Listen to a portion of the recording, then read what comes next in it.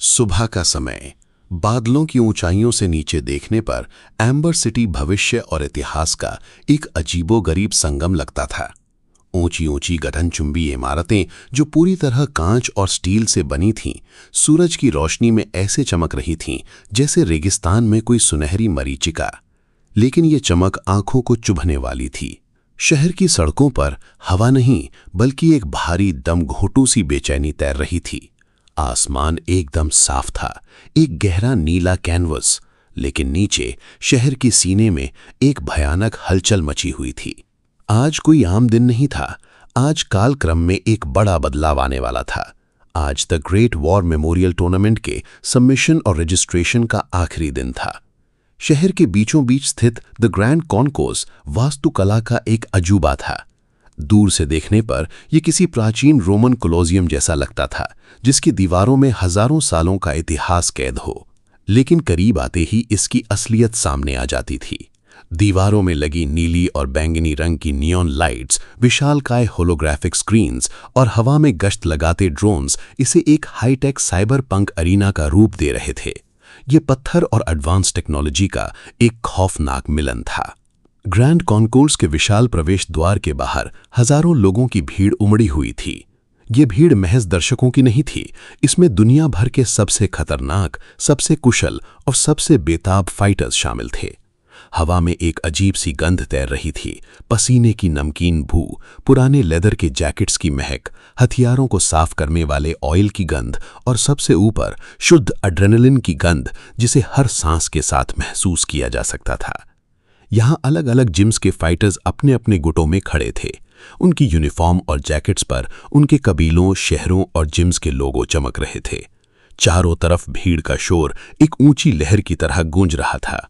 इसमें हर भाषा की आवाजें, भारी जूतों की आहट और हथियारों के टकराने की खनक शामिल थी।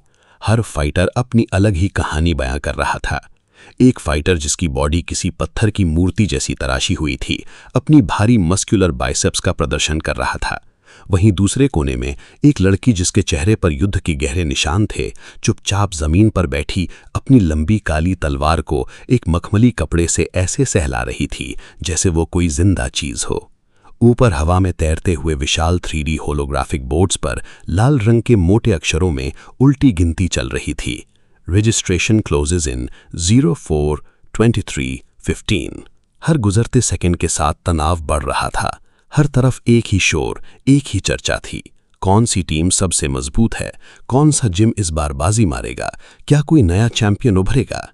ये एक चमकदार और खौफनाक अराजकता का दृश्य था। तभी ग्रैंड कॉन्कोर्स के मुख्य द्वार पर हलचल थोड़ी कम हुई। एक भारी सन्नाटा उस हिस्से में छा गया जब एक खास ग्रुप ने भीड़ को चीरते हुए अंदर कदम रखा। आसपास के फाइटर्स जो अभी तक अपनी बहादुरी के किस्से सुना रहे थे, खुद ब खुद पीछे हटने लगे। 3 जोड़ी जूतों की लयबद्ध चाल जमीन पर एक अलग ही धुन पैदा कर रही थी। ध्रुवांश, फ्रेया और तारा।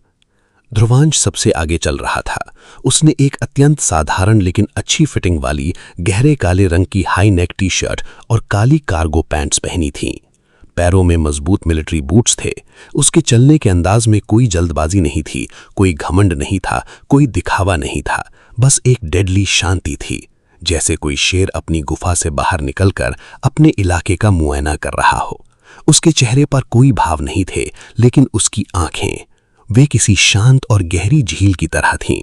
एक ऐसी झील जिसके तल में एक भयानक विनाशकारी तूफान सोया हुआ था। जो कोई भी उन आंखों में ज्यादा देर तक देखने की हिम्मत करता, उसे अपनी रूह तक कांपती हुई महसूस होती। ध्रुवांश के दाईं तरफ फ्रेया चल रही थी। फ्रेया का ऑरा बिल्कुल अलग था, एकदम शार्प, एलीट और ग्रेसफुल। उसने सिल्वर ग्रे रंग की एक हाईटेक जैकेट पहनी थी जिस पर उसकी फैमिली का लोगो लगा था और नीचे टाइट ब्लैक लेदर पैंट्स। उसके बाल एक ऊंची पोनीटेल में बंधे थे जो हर चाल के साथ लहर रहे थे। उसके चेहरे पर एक कोल्ड एक्सप्रेशन था, एक ऐसी उदासीनता जो उसकी ऊंची सामाजिक स्थिति और अजेय ताकत को दर्शाती थी। फाइटर्स उसे पहचानते थे, उसकी रेपुटेशन उनसे पहले चलती थी। वे खुद ब खुद उसके लिए रास्ता छोड़ रहे थे, जैसे किसी रानी के गुजरने का इंतजार कर रहे हों। बाईं ओर तारा थी। उसकी उम्र इन दोनों से कम लग रही थी। एक साधारण स्पोर्ट्स किट पहने वो थोड़ी नर्वस जरूर थी। उसकी उंगलियां बार बार अपनी शर्ट के निचले हिस्से को मरोड़ रही थीं, लेकिन उसकी आंखों में अब वो पुराना डर नहीं था। वहां एक नई चमक, एक नई उम्मीद और एक गहरा संकल्प था। मास्टर के घायल होने के बाद ध्रुवांश ने उसे एक नई जिंदगी दी और अपनी मास्टर की रिस्पेक्ट को वापस पाने का रास्ता दिया। अब वो इस मौके को गंवाना नहीं चाहती थी। उनके आगे बढ़ने के साथ भीड़ का शोर जैसे दब सा गया। सिर्फ उनके जूतों की थड़-थड़ की आवाज गूंज रही थी। ये शांति डरावनी थी। तीनों भीड़ को पार करते हुए कॉन्कोर्स के पश्चिमी विंग की तरफ बढ़े, जहां विशाल पत्थरों के पिलर्स की छांव थी। यहां भीड़ थोड़ी कम थी और माहौल कुछ ठंडा था। प्राचीन युद्धों की पेंटिंग से सजी दीवारों के बीच ध्रुवांश एक पिलर से टेक लगाकर खड़ा हो गया और अपनी आंखें बंद कर ली। वो शांति से अपनी ऊर्जा को समेट रहा था। वो दोनों यहीं होने चाहिए। फ्रेया ने अपनी रिस्ट वॉच में चमकती हुई होलोग्राफिक स्क्रीन को देखते हुए कहा। उसकी आवाज में एक अजीब सी अधीरता थी। मैंने उन्हें ठीक इसी टाइम और इसी जगह पर मिलने के लिए कहा था। पंक्चुअलिटी एक फाइटर का पहला गुण होना चाहिए। तारा ने चारों तरफ देखते हुए कहा। शायद वो भीड़ में फंस गए होंगे। यहां हजारों लोग हैं। फ्रेया ने एक ठंडी नजर तारा पर डाली। जो फाइटर भीड़ से डर जाए वो टीम के किसी काम का नहीं। तभी गलियारे के अंधेरे से भारी जूतों की आहट सुनाई दी। ये आहट आम नहीं थी। हर कदम के साथ जमीन हल्की सी कांप रही थी। तो यही है वो स्पेशल टीम लीडर जिसके लिए तुमने हमें यहां बुलाया मिस फ्रेया? एक भारी भरकम आवाज गूंजी। ध्रुवांश ने धीरे से अपनी आंखें खोलीं। गलियारे के अंधेरे को चीरते हुए दो लड़के बाहर निकले। उनका फिजिकल प्रेजेंस इतना ज्यादा था कि पिलर्स की छांव और गहरी हो गई। पहला लड़का ज़ेन 6 फीट 4 इंच लंबा था। उसकी बिल्ड किसी एथलीट की नहीं बल्कि एक बीस्ट जैसी थी। स्लीवलेस ब्लैक शर्ट से उसके टैटू से भरे बाइसेप्स साफ दिख रहे थे। टैटू किसी प्राचीन आदिवासी भाषा में थे और उसकी हर हरकत के साथ जिंदा महसूस होते थे। उसकी आंखों में एक अजीब सी चमक थी और चेहरे पर एक ऐसा सुपीरियरिटी कॉम्प्लेक्स जैसे वो पूरी दुनिया को अपने पैरों के नीचे समझता हो। दूसरा लड़का मार्क ज़ेन से थोड़ा छोटा लेकिन चौड़ाई में एक टैंक जैसा था। उसके कंधे इतने चौड़े थे कि वो किसी दरवाजे से सीधा नहीं गुजर सकता था। भारी वेपन वेस्ट पहने जिसमें कई तरह के चाकू और ग्रेनेड्स लटक रहे थे, वो किसी को भी डराने के लिए काफी था। उसके चेहरे पर एक क्रूर उपहास भरी मुस्कान चिपकी हुई थी। फ्रेया ने एक औपचारिक अंदाज में कहा, रुद्रा, ये ज़ेन और मार्क हैं। जैसा कि मैंने कहा था, ये दोनों हमारी टीम को पूरा करेंगे। इनकी रॉ पावर और स्ट्राइकिंग एबिलिटी बहुत अच्छी है। मैंने इनके पिछले मैच देखे हैं और वो इम्प्रेसिव थे। तारा ने अपनी नर्वसनेस को छिपाते हुए कहा, वेलकम टू द टी। लेकिन ज़ेन ने तारा को पूरी तरह इग्नोर कर दिया। वो सीधा ध्रुवांश के सामने आकर खड़ा हो गया। दोनों के बीच मुश्किल से 1 फीट का फासला था। ज़ेन का भारी शरीर ध्रुवांश पर साया कर रहा था। हवा में अचानक एक तनाव भर गया। ज़ेन ने ध्रुवांश को ऊपर से नीचे तक देखा। उसकी नजरों में अविश्वास और अपमान साफ झलक रहा था। उसकी व्यंग्यात्मक हंसी पिलर्स के बीच गूंज उठी। मजाक कर रही हो ना मिस फ्रेया? हमें लगा था तुम किसी अंडरग्राउंड चैंपियन या किसी बड़े बीस्ट को लीडर बनाओगे, लेकिन ये तो एक साधारण सा कॉलेज जाने वाला बच्चा लग रहा है। क्या इसके दूध के दांत टूट गए हैं? मार्क भी आगे आ गया। उसकी आवाज किसी टूटे हुए पत्थर की रगड़ जैसी थी। सुन लो ध्यान से मिस फ्रेया, और तुम भी छोटे। हम यहाँ सिर्फ और सिर्फ फ्रेयो की रेपुटेशन की वजह से आए हैं। हमें नहीं पता हमारी टीम का लीडर इतना कमजोर क्यों है। उसने ध्रुवांश की छाती पर उंगली पॉइंट की, ठीक उसके दिल के ऊपर। एक बात दिमाग में बैठा लेना रईसजादे, हम फाइटर्स हैं। हम खून और पसीने से अपनी जगह बनाते हैं। हम तुम्हारे ऑर्डर्स नहीं मानेंगे। हम इस टूर्नामेंट में अपनी ताकत से जीतेंगे, तुम्हारी वजह से नहीं। तारा गुस्से से कांपने लगी। तुम्हारी हिम्मत कैसे? तुम्हें पता भी है कि ध्रुवांश सर कौन है? फ्रेया का चेहरा भी एकदम ठंडा पड़ गया। वो कुछ बोलने ही वाली थी, लेकिन तभी ध्रुवांश ने अपना हाथ हल्का सा उठाया। ये एक छोटा सा इशारा था, लेकिन फ्रेया और तारा दोनों वहीं रुक गईं। मार्क की उंगली अभी भी ध्रुवांश की छाती पर थी, लेकिन ध्रुवांश के चेहरे पर ना कोई डर था, ना अपमान का भाव। इसके बजाय उसके होठों के कोने धीरे धीरे ऊपर की तरफ उठे। वो मुस्कुरा रहा था। ये कोई नर्वस स्माइल नहीं थी, ये एक शिकारी की मुस्कान थी। एक ऐसे शिकारी की जिसने अभी अभी जाल में फंसे अपने सबसे बेवकूफ शिकार को देखा हो। ध्रुवांश के मन में विचार कौन थे? बहुत अच्छे। मुझे बिल्कुल ऐसे ही लोग चाहिए थे, जिनमें अहंकार कूट कूट कर भरा हो, जो खुद को फौलाद समझते हैं उन्हें पिघलाकर अपना हथियार बनाने का मजा ही कुछ और है। उनकी ताकत को, उनके अहंकार को मैं अपने सांचे में ढालूंगा। उसने अपनी नजरें ज़ेन की आंखों में सीधे गड़ा दी। वो बहुत शांत पर गूंजती हुई आवाज में बोला, मुझे तुम्हारे ऑर्डर्स मानने की जरूरत भी नहीं है ज़ेन। बस मेरे रास्ते से हटना मत जब मैं दुश्मनों को कुचल रहा हूं। बिना एक और शब्द कहे ध्रुवांश उन दोनों के बीच से कंधा टकराते हुए आगे निकल गया। ज़ेन और मार्क का भारी शरीर भी उसकी डेडली शांति के सामने थोड़ा डगमगा गया। ये लड़का, ये कुछ अजीब है, ज़ेन ने फुसफुसाते हुए कहा। अजीब या बेवकूफ, मार्क ने बुदबुदाया, लेकिन उसकी आवाज की कड़वाहट अब कुछ कम हो चुकी थी। ग्रैंड कॉन्कोर्स के अंदर का हिस्सा किसी हाईटेक एयरपोर्ट और एक प्राचीन मंदिर का मिश्रण लग रहा था। रजिस्ट्रेशन की डिजिटल प्रक्रिया पूरी करने के बाद ध्रुवांश ने बड़ी स्क्रीन पर फाइनल सबमिशन का बटन दबाया। स्क्रीन पर हरे रंग की लाइट फ्लैश हुई। Team registered. उनके नीचे टीम का नाम उभरा, टीम शैडो। ध्रुवांश एक गहरी सांस लेकर अपनी टीम की तरफ मुड़ ही रहा था कि अचानक आसपास का सारा शोर, हजारों लोगों की बातें, स्क्रीन्स की आवाजें, पैरों की आहट एकदम से गायब हो गया। ऐसा लगा जैसे पूरे अरीना की हवा खींच ली गई हो। ध्रुवांश के दिल की धड़कन एक पल के लिए रुकी और फिर बहुत जोर से धड़क उठी। हवा का टेम्परेचर अचानक -डिग्री तक गिर गया।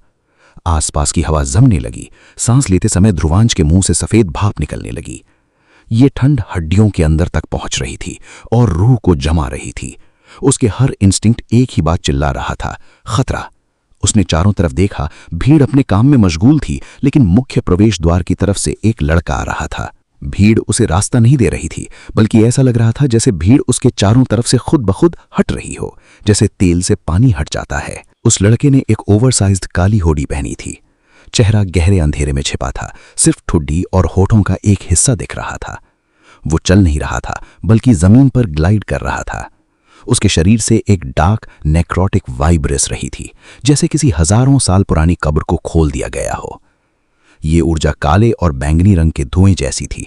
वो जहां से गुजर रहा था, जमीन पर हल्की सी बर्फ जम रही थी और ऊपर की नियॉन लाइट्स उस ऊर्जा के दबाव से टिमटिमा रही थीं। उसके पीछे 3 बॉडीगार्ड्स थे जो किसी एडवांस्ड रोबोटिक मशीन की तरह परफेक्ट सिंक्रोनाइजेशन में चल रहे थे। काली हुडी वाला लड़का ठीक ध्रुवांश के बगल से गुजरा। उस एक पल में हुड के गहरे अंधेरे के भीतर से 2 लाल खौफनाक आंखें चमकीं, जलते हुए कोयलों की तरह।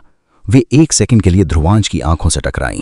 ध्रुवांश को लगा जैसे उसकी रूह पर किसी ने गर्म सलाखों से हमला किया हो। वो डार्क ऑरा उसे निगलने की कोशिश कर रहा था, लेकिन ध्रुवांश ने नजरें नहीं हटाईं। उसकी आंखों में सोए हुए तूफान ने उस डार्क ऑरा को वापस धकेल दिया। ये एक साइलेंट, अदृश्य लड़ाई थी। लड़का बिना कुछ कहे आगे बढ़ गया और भीड़ में ऐसे गायब हो गया जैसे कभी था ही नहीं। हवा का टेम्परेचर वापस नॉर्मल हो गया और म्यूटेड शोर अचानक से फिर से गूंज उठा। ध्रुवांश समझ गया, यहां मौजूद हजारों फाइटर्स में से किसी ने उस खौफनाक ऑरा को महसूस नहीं किया था। वो लड़का कोई आम फाइटर नहीं, बल्कि मौत और अंधेरे से बनी एक अलग ही डायमेंशन की ताकत था। ये टूर्नामेंट अब महज एक खेल नहीं, एक युद्ध बन चुका था। उसने अपनी टीम को देखा जो इस सब से बिल्कुल बेखबर थी। चलो यहां से, ध्रुवांश ने एक सख्त हुक्म दिया। हमें सीधे मास्टर के जिम चलना है। हमारे पास 1 सेकंड भी बर्बाद करने के लिए नहीं है। मास्टर का पुराना जिम ग्रैंड कॉन्कोर्स की चकाचौंध से बिल्कुल अलग एक औद्योगिक इलाके में था। ईंटों की दीवारों पर सालों के पसीने और खून की महक बसी थी, मेहनत और जद्दोजहद की महक। फर्श पुरानी लकड़ी का था जो हर कदम पर चरमराता था। ज़ेन ने एक उपहास भरी हंसी हंसते हुए अपनी टी-शर्ट उतार कर फेंक दी। उसने अपनी गर्दन को चटकाया। चलो लीडर साहब, कॉन्कोर्स में तुमने बहुत अच्छी एक्टिंग की, लेकिन अब यहां हम हैं। दिखाओ अपनी ताकत। मार्क ने भी अपना भारी वेपन वेस्ट जमीन पर पटक दिया। मुझे तो डर है कि कहीं मेरी एक किक से इसकी पतली हड्डियां ना टूट जाएं। तारा गुस्से से आगे बढ़ी, लेकिन फ्रेया ने उसे रोक दिया।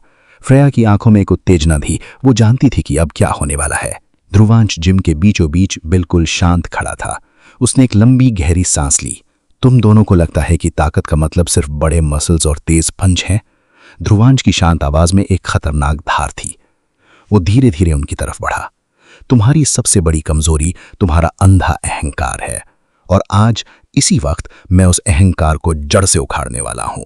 ध्रुवांश ने ज़ेन और मार्क से कुछ फीट की दूरी पर रुककर अपनी दाएं हाथ की उंगली में पहनी एक साधारण सी काले रंग की ऑरा सप्रेसर रिंग को धीरे से घुमाया। एक तीखी धात्विक आवाज के साथ लॉक खुल गया और फिर ध्रुवांश के शरीर के अंदर कैद हाई लॉर्ड लेवल ऑरा एक ज्वालामुखी की तरह फट पड़ा। हवा में एक जोरदार अदृश्य शॉकवेव दौड़ी। जिम के दरवाजों और खिड़कियों के शीशे बुरी तरह कांपने लगे। ऊपर लटकते भारी भरकम पंचिंग बैग्स अपने आप पीछे की तरफ झूल गए। फर्श की लकड़ी भयानक आवाज के साथ ध्रुवांश के पैरों के नीचे से चटकने लगी। उसके शरीर के चारों ओर एक गहरा बैंगनी और काले रंग का खौफनाक ऑरा लपटों की तरह उठने लगा। ये ऊर्जा इतनी भारी थी कि जिम की ग्रेविटी अचानक 10 गुना बढ़ गई महसूस होने लगी। हवा भारी हो गई, सांस लेना मुश्किल होने लगा। ज़ेन के पैर कांपने लगे। उसे लगा जैसे कंधों पर हजारों किलो का वजन रख दिया गया हो। वो हाँफने लगा, उसकी आंखें फटी बह गईं। ये कोई इंसान नहीं, ये एक डीमन है। ज़ेन की आवाज उसके गले में घुट गई। मार्क पसीने से नहा गया, उसका संतुलन बिगड़ा और वो एक घुटने के बल जमीन पर गिर पड़ा। वो हवा के लिए तड़प रहा था। ध्रुवांश धीरे धीरे उनकी तरफ बढ़ा। वो कोई आम इंसान नहीं बल्कि न्याय करने आया एक प्राचीन भगवान लग रहा था। इसे प्रेशर कहते हैं ज़ेन। ध्रुवांश की आवाज सीधे उनकी रूह में गूंजी। चैंपियनशिप में सामने वाले तुम्हें तुम्हारी रूह की ताकत से तौलेंगे। अगर तुम मेरे ऑरा के 10% हिस्से को भी नहीं झेल सकते तो तुम मेरे लिए कचरे से ज्यादा कुछ नहीं हो। ध्रुवांश ने अपनी आंखें बंद की और एक झटके के साथ अपना ऑरा समेट लिया। भारी जानलेवा दबाव एकदम से हट गया। ज़ेन और मार्क पूरी तरह जमीन पर गिर पड़े। वो बेतहाशा हवा को अपने फेफड़ों में खींच रहे थे। उनका सारा अहंकार, सारी अकड़ राख बन चुकी थी। ध्रुवांश ने रिंग को वापस लॉक किया और शांत स्वर में बोला, अब उठो। अगर जिंदा महसूस कर रहे हो तो ट्रेनिंग शुरू करते हैं। ज़ेन और मार्क ने एक दूसरे को देखा। उनकी आंखों में अब उपहास नहीं बल्कि एक गहरा, शुद्ध सम्मान और वफादारी थी। वे अब एक लीडर के सामने नहीं, एक हाई लॉर्ड के सामने खड़े थे। इसके बाद के हफ्ते एम्बर सिटी की हलचल से दूर उस पुराने जिम के अंधेरे और पसीने में कटे। ध्रुवांश ने सिर्फ एक लीडर नहीं बल्कि एक शिल्पकार की तरह उन्हें गढ़ा।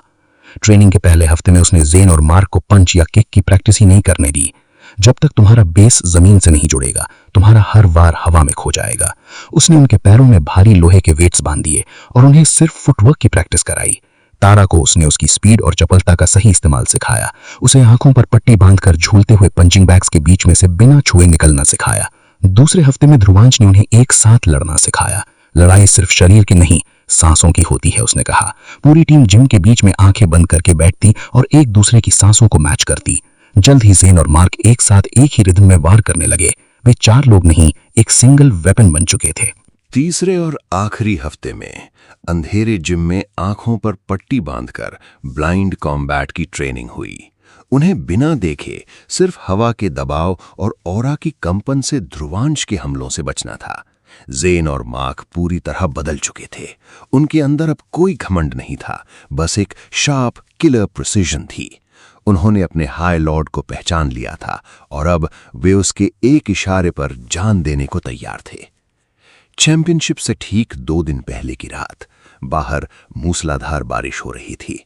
एम्बर सिटी की नियॉन लाइट्स बारिश की बूंदों में घुलकर रंगीन धुंध पैदा कर रही थीं। जिम की टिन की छत पर गिरती बारिश की लयबद्ध आवाज सन्नाटे को और गहरा बना रही थी। तारा, ज़ेन और मार्क जा चुके थे, लेकिन ध्रुवांश वहीं था।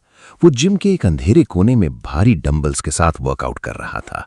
पसीना बह रहा था और उसकी सांसें भारी थीं। वो उस काले ऑरा वाले लड़के के बारे में सोच रहा था। तभी जिम का दरवाजा हल्का सा खुला। एक तौलिया हवा में उड़ता हुआ आया और ठीक उसके कंधे पर गिरा। ध्रुवांश ने डंबल्स को जमीन पर रखा और मुड़कर देखा। फ्रेया खड़ी थी। आज उसने अपनी एलीट जैकेट नहीं बल्कि एक लूज वाइट शर्ट और काली स्वेट पैंट्स पहनी हुई थी। खिड़की से आती नीली रोशनी में उसका चेहरा बेहद नर्म और रहस्यमयी लग रहा था। तुम खुद को कुछ ज्यादा ही सजा नहीं दे रहे रुद्र? फ्रेया की आवाज में आज हमेशा वाली सख्ती नहीं बल्कि एक मखमली चिंता थी। ध्रुवांश ने अपना चेहरा पूंछा। जब लड़ाई मौत से हो फ्रेया, तो पसीने और दर्द की परवाह नहीं की जाती। यहां बहा हर एक बूंद पसीना रिंग में खून की एक बूंद बचाता है। फ्रेया धीरे धीरे उसके करीब आई, इतनी करीब कि वो उसके शरीर की गर्मी को महसूस कर सकती थी। तुम्हें हमेशा ऐसा क्यों लगता है कि तुम्हें पूरी दुनिया का बोझ अकेले उठाना है? हम सिर्फ तुम्हारे हथियार नहीं, तुम्हारे साथी हैं रुद्र। ध्रुवांश ने नजरें झुका लीं। क्योंकि मेरी दुनिया में जो मेरे करीब आता है वो तबाह हो जाता है। मैं नहीं चाहता कि मैं तुम्हें भी। वो रुक गया। फ्रेया ने एक गहरी सांस ली और अपना हाथ बढ़ाकर अपनी उंगलियां ध्रुवांश के सीने पर उसके दिल के ठीक ऊपर रख दी। ध्रुवांश का दिल जोर से धड़क उठा। तो फिर मुझे जलने दो, फ्रेया ने फुसफुसाते हुए कहा। उसकी आवाज में अटूट संकल्प था। मैं वो पेड़ हूं जो तूफान के बीच नहीं टूटता, बल्कि अपनी जड़ें और मजबूत कर लेता है। मैं तुम्हारे अंधेरे से नहीं डरती, मैं सिर्फ इस बात से डरती हूं कि तुम इस लड़ाई में अकेले रह जाओगे। ध्रुवांश ने अपनी नजरें वापस उठाईं। उस ठंडक के नीचे अब एक नई गर्मी थी।